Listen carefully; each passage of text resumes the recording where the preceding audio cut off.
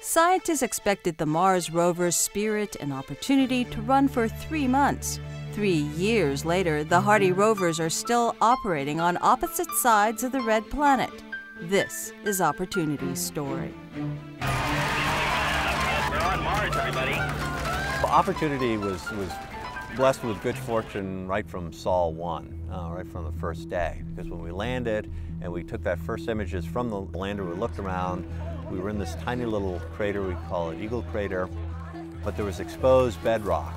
It was just this flat sand field with a little curb of outcrop rock. Everybody was stunned. We found bedrock. We found rock attached to the planet. We went to Meridiani Planum based on a clue of hematite. Hematite, a mineral that on Earth forms in the presence of water, liquid water. And to see it in these blueberries, in these round spherules strewn across the surface, that was the nature of the hematite, I don't think anybody predicted ahead of time. Next, Opportunity set a course for Endurance Crater.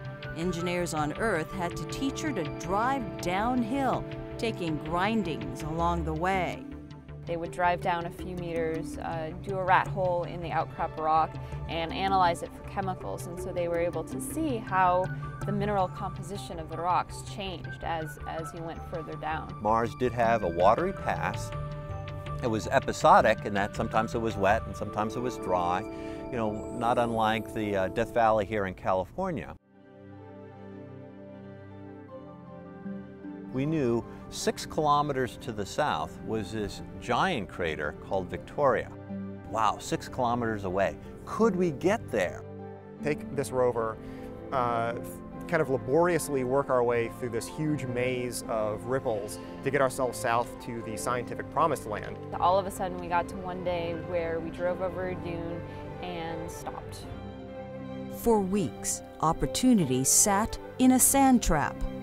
Engineers raided hardware stores to buy materials to simulate a Martian sand dune.